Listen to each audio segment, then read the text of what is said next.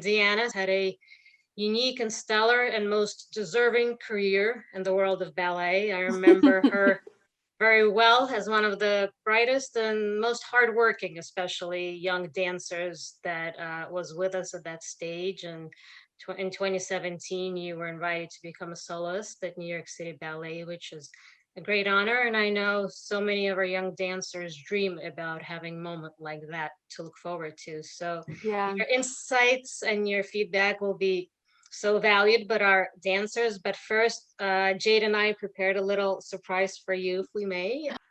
Oh my goodness.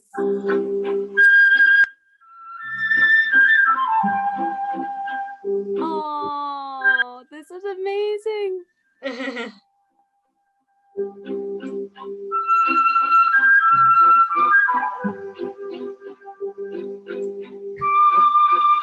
That was one of the Academy dancers who I remember would only want to dance with you, Indiana. He was amazing. He was amazing. Oh my gosh, it's baby Indy.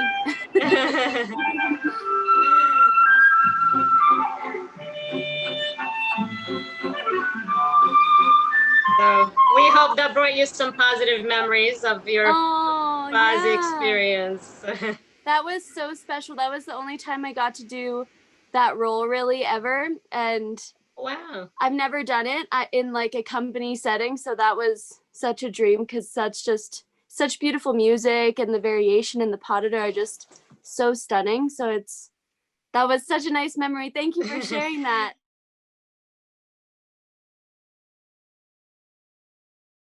Because I did a lot of activities. I didn't really close my options. I did tennis and ice skating and karate and skiing and lots of I was very active and I loved doing them. But I would say when I was 10 years old and I moved to, Yuri Grigoriev, I think his passion, I really remember this pretty vividly, is, me going in as a young dancer. I had just taken a bit of time off because I wasn't happy doing a certain type of ballet in a certain place. And I went to Yuri and I just fell in love with him and fell in love with the training.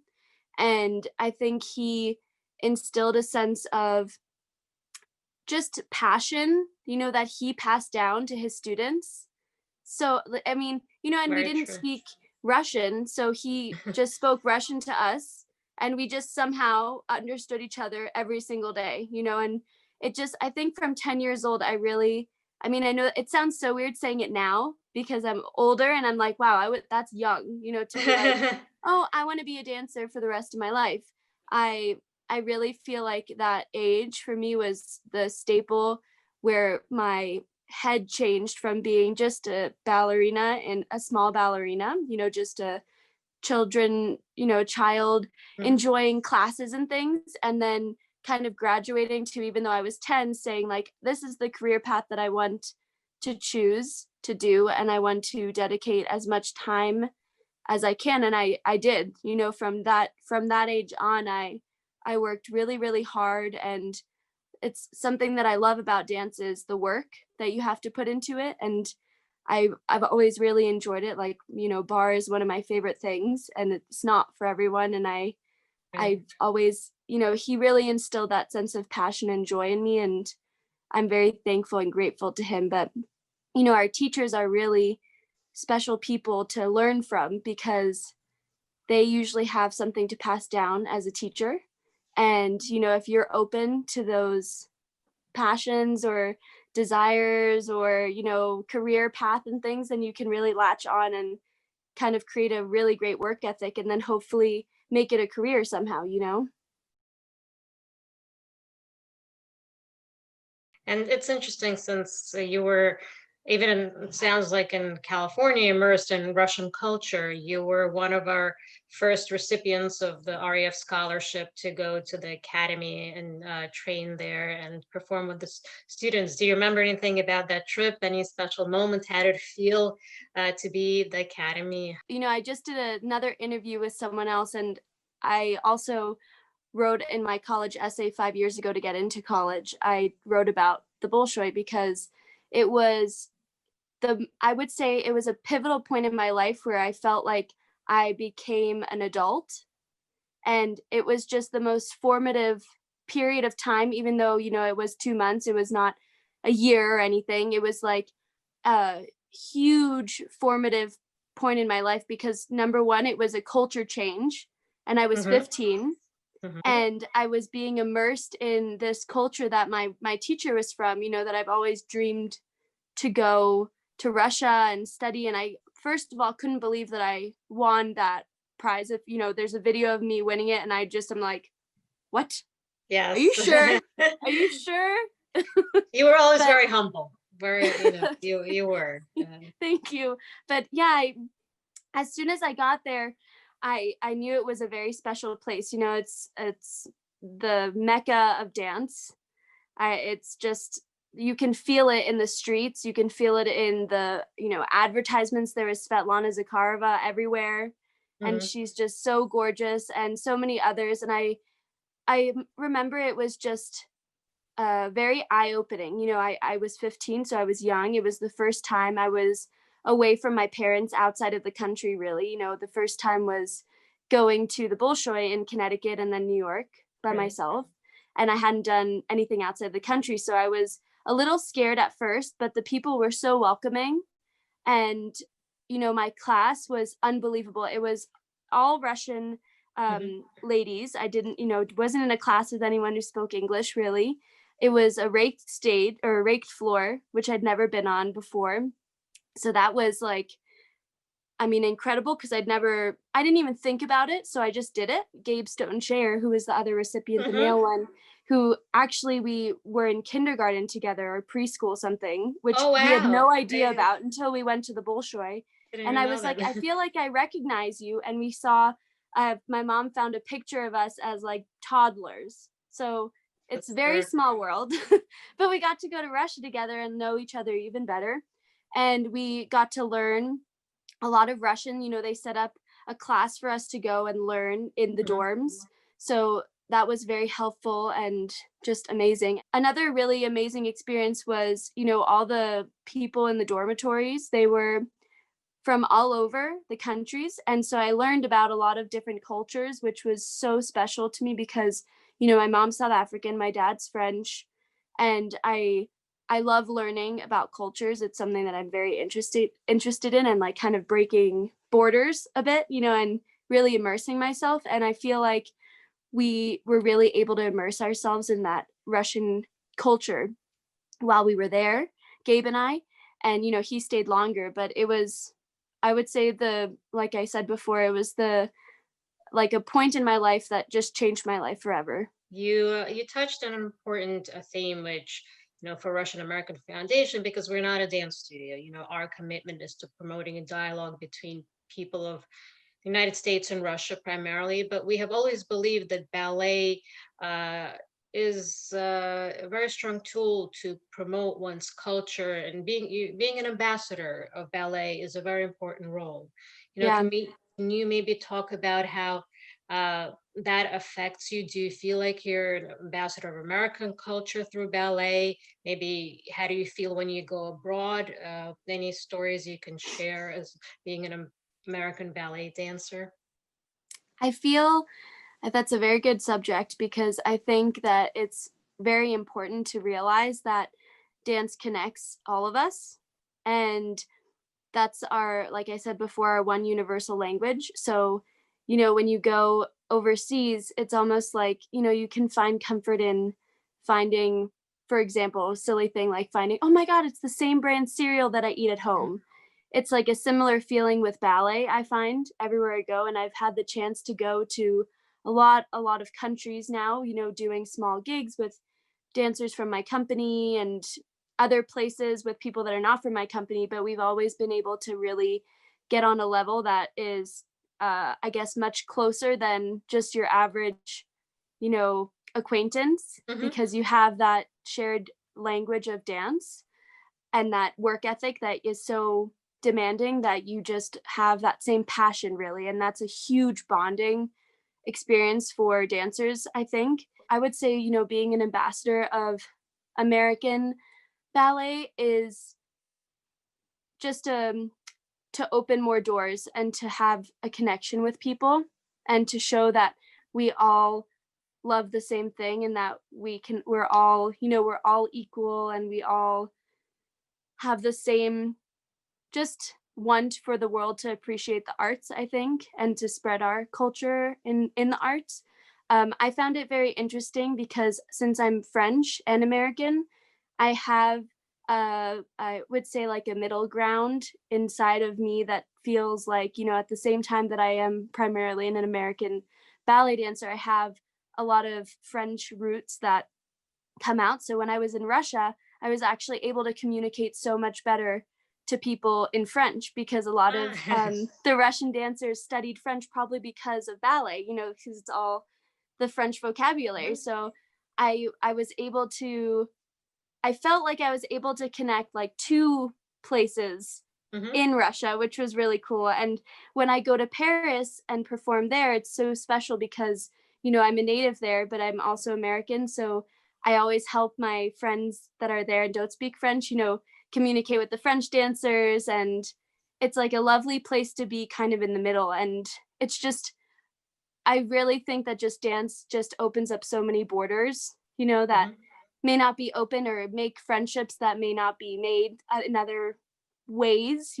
I think the most special thing about the Bolshoi is that when you're doing the American summer program, you get to dance alongside dancers from Russia as well. You were able to bring people to America, and that creates a sense of inspiration to better yourself and learn from them and see how they work and understand their culture and their way of working. And I do feel like, when I got to go to Russia, I loved learning from the ladies that were in my class, the Russian ladies that were just so beautiful. But I know that they looked at me and they were like, "Wow, that's so cool." Or, it was interesting, like a relationship. It's, you each get something from each other. And I think that only helps you as a dancer and a person to really learn from a young age to be able to look at a different person from a different culture and be inspired by that instead of being super intimidated. Do you feel that having that foundation helped you to be more versatile? Yeah, I am. I have a very unique journey, I would say. I remember going to the summer course, and I really was so thankful that I had my Russian training because it's fast paced, fast pace, and Mhm.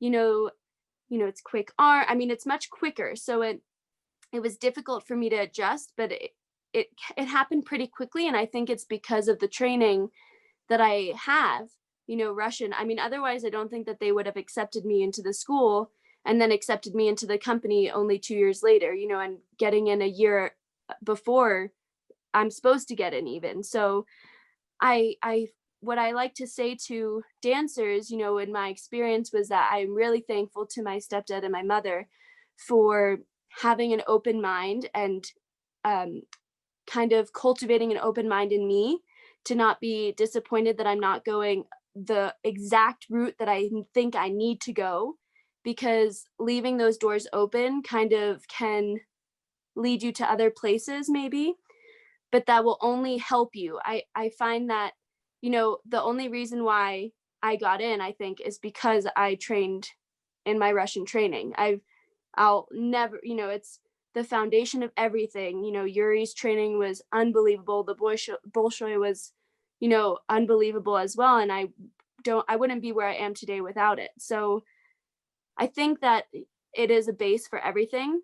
And I think what's so special about Russian training is that it's a base for everything and that you are totally able to kind of become a chameleon and use that training and, you know, bring other types of training into that and be able to do those as well.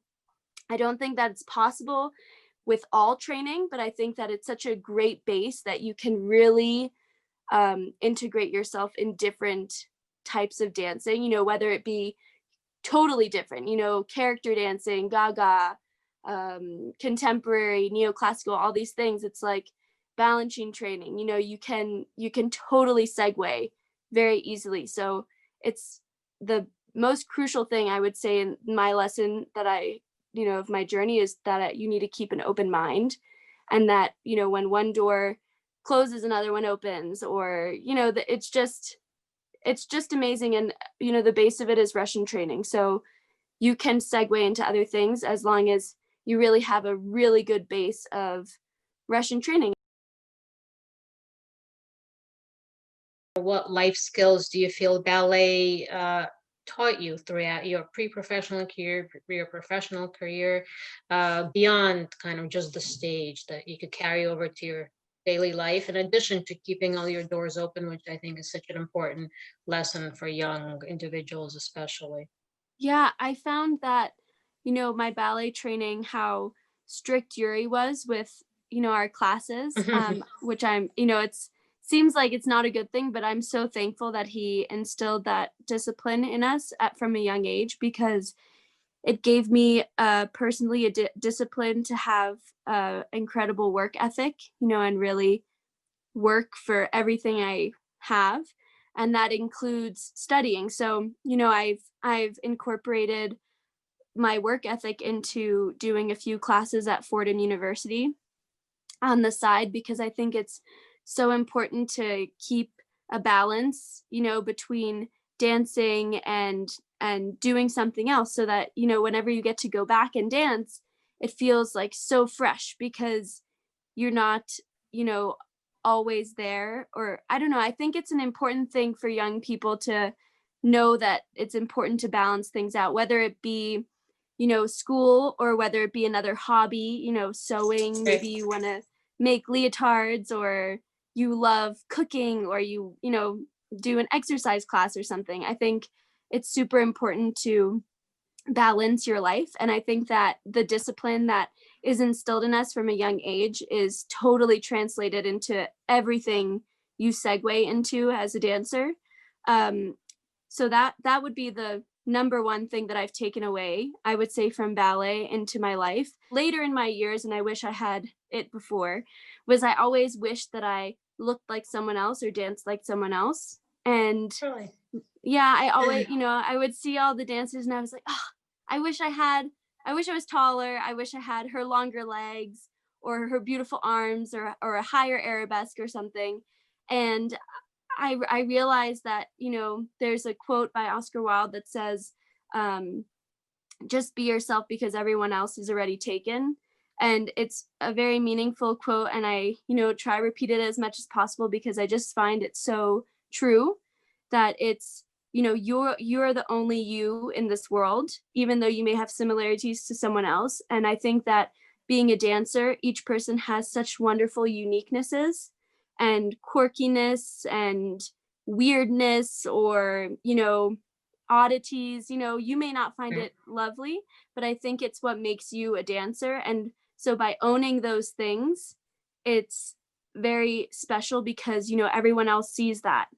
And then you're able to really just enjoy yourself, and um Be authentic, be probably. authentic. Exactly. Yes. Like, Yes. don't try and be anyone else. And when it is a competition, you look around and you're like, oh, I'm not like her.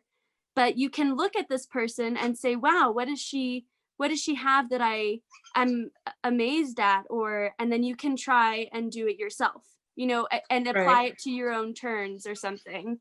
I do think that it's important to have um, a type of, a competitive side, but rather competitive towards yourself, because being competitive with other people is, it only kind of, I find, hinders your performance, because it is in a more negative, usually in a more negative light than positive. So if you are able to be competitive with someone else, but to use, like, to be like, oh wow, that looks so beautiful, like I said, and then just go and try it on your own and see if you can, help your technique with it, just having Right. an inspiration. So using people as an inspiration instead of a competitive way is, I think, very crucial in competition, because you can get so sucked into that mindset that it's, a competition and I need to be better than her, but it's more, why don't you try and be inspired by them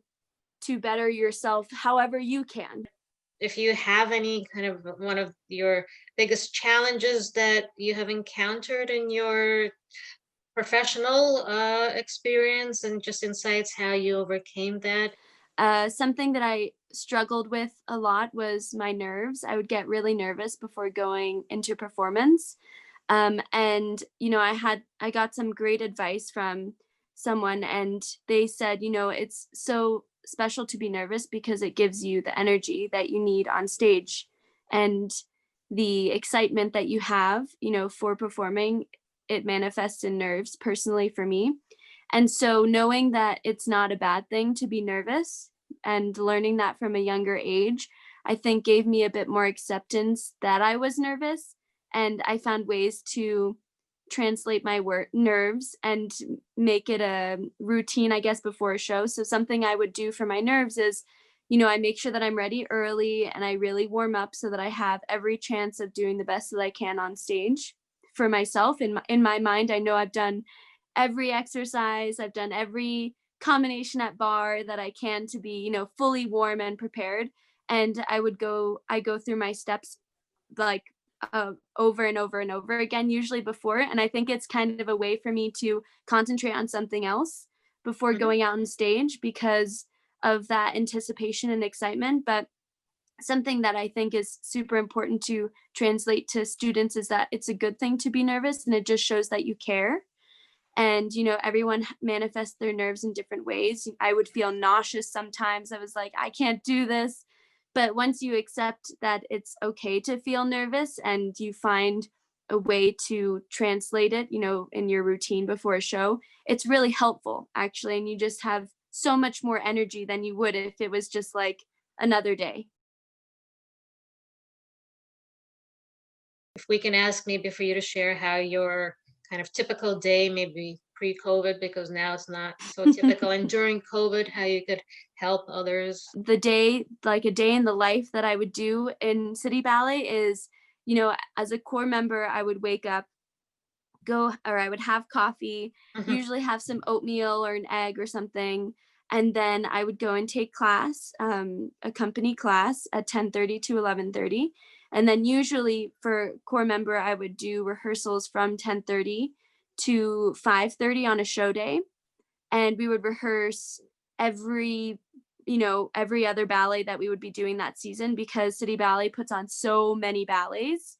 You basically are rehearsing nonstop for them as a core member, and you're doing your soloist parts because I was lucky enough to get a lot of featured roles as a core member, Mhm. and so I would do have a bit of a challenge to balance, but because I loved working so much, it didn't really bother me, and I loved rehearsing and I loved working. So Mhm. usually we go from 10:30 to 5:30 with 1 hour break in the middle Wow. and 5-minute breaks between each hour. Um, and then we have 2 hours before the show. So we take a hour break and then you do your hair, makeup, you eat a snack, and then you go and you do your performance. And then I would come home and I always take a bath Mhm. after a show and lie on my acupressure mat, which helps my back kind of release a bit after, tense show nerves. And then I just go to sleep. And obviously eat dinner somewhere in Mhm. there, but usually it's probably before I take a bath because I'm usually starving after a show. So that's the core member day. And then the soloist day is a tiny bit different. Sometimes I won't have any rehearsal for the show or before the show, and I'll have a big part in the show. So I'll go do class in the morning and then I go home, maybe walk my dog, and then I'll come back in the middle of the day and do my Pilates exercises, in this Pilates room that we're lucky enough to have. And I go through everything. So once again, I have covered all my exercises that I know will help me in my show. And then either I'll go home or I'll just hang out at the theater and just stay indoors and enjoy, just being around my friends. And then I'll get ready for the show and do a performance. So there's a difference in, being a core member and a soloist with the time. Mhm. Sometimes you're so exhausted by the time you get to a show it's almost helpful because those nerves, you know, are tired a little bit. Right, So right. you're a little bit more free. And so sometimes as a soloist, you have pent up energy because you're so excited that you get to perform. At least that's how I am. Like I just explode when I'm on the stage, you know, and as a soloist, because I don't get to perform as often. Hmm. Um, so I try and channel, you know, my energy in a little bit of Pilates or swimming or something like that before so that I'm not as excited to Right. perform. Some advice or moments that you could share from life of a dancer right now that could be inspirational, because this is obviously a challenging time for all dancers, pre-professional, professional. Like, what are some of your, I don't know, saving steps that you do to keep training, to keep the moral inspiration? Yeah. You know, something that I found that's really incredible about COVID, you know, times as a dancer is that, you know, before COVID, we always needed a studio to dance in. And, you know, if it wasn't available, you'd be like, oh, okay, I can't do ballet today. Oh, well. But now, you know, you can do it literally anywhere. I mean, I've done it in my kitchen with my family. I've done it in my bedroom. I've done it in a guest room. I've done it on carpet, wood, concrete, you know, it's you can do it anywhere. And I think that it's nice to know that you can always practice or at least do a bar somewhere. Something that has is motivational, I would say, for dancers is that you really use this time to enjoy perfecting something that maybe you couldn't or didn't have time to before. You know, for example, stretching. You know, if you need to stretch a Very little bit important, more, yes. yeah, and you can't jump because of your floor, you know, after your class, you can do, you know, jumping exercises so you still engage those muscles, but maybe try and incorporate some stretching to lift your arabesque a little bit more or strengthening exercise. And I've found that, you know, during this time in COVID, I've personally become a lot more flexible, which is something that I've been trying so hard to do since I was little. I've always been like Interesting. tighter in my muscles, you know, mobile in my joints, but tight muscles. So I've gotten a lot more flexible and it's it's a good time to really work on your point work as a lady because you don't need to have a full a good you don't need to have a great floor to do point work at the bar. You can work on the strength of the toes, you know, strength of the ankles, all of that stuff at the bar, and I found that that is a really great thing to work on right now. So just, you know, paying attention to some things that maybe you've wanted to perfect in your life as a student or as a professional, and you can pay extra attention to them during this time because you have time. And those things have inspired me, you know, always watching dance online or watching the creative videos that people are putting out there brings inspiration every day for me. And, you know, if you are lacking in inspiration one of the days, sometimes during this time, it's okay to take the day and channel your energy into something else that's maybe creative or something that you've always wanted to do, you know, look into something else. And then I promise you, you'll see that the next day you'll be like, oh my gosh, I have to do my bar today. I missed it so much yesterday. I mean, that's how I am. When I take a day off, I'm like, the next day, I'm like, oh my gosh, I got to do everything. I can't believe I took a day off. So I think it's good to have the balance of really working on something that you are working towards, whether it be those toes in your point shoes, you know, stretching flexibility, maybe turns, you know, just in place, but that it's also okay to feel the lack of motivation during this time because it's difficult and give yourself the ability to take that time. You know, if you need a day to take that day and look at something else. And then I promise you it'll come right back because that's just the nature of a dancer, I find, you know, and my friends as well, they say that as well. What is your favorite performing role, and what is your favorite ballet to watch as an audience member?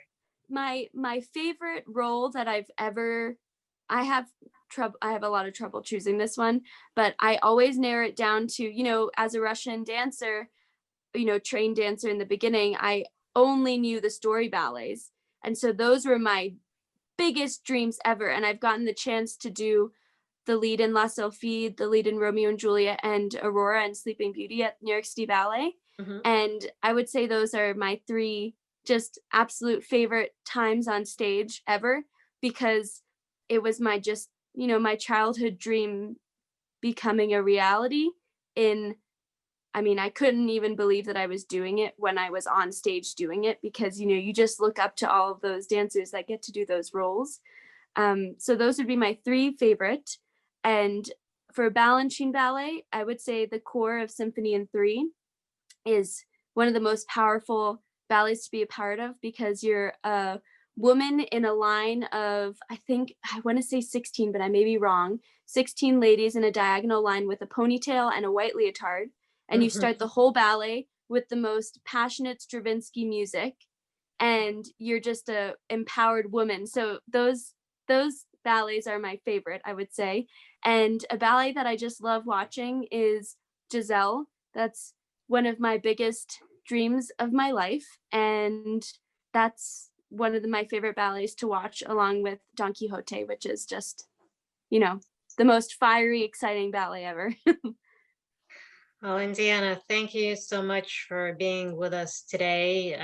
Please know that the Academy and the Russian American Foundation, we're so happy to have you with us the 3 summers, and Me too. that short period in Moscow that we were greatly disappointed, almost devastated when you pivoted a little away from us, but we still feel and know that you're part of our family, and the Oh word yeah, shared. forever. It's like I keep saying, it's the most impactful time of my life was my Russian training and being with you guys, in the summer and in Russia. So Yeah. I I'll always be part of the family, even if I am in a different company. And it's just, the most, I think, one of the most special parts of my ballet life. So I Yeah. thank you guys very much for including me and welcoming me.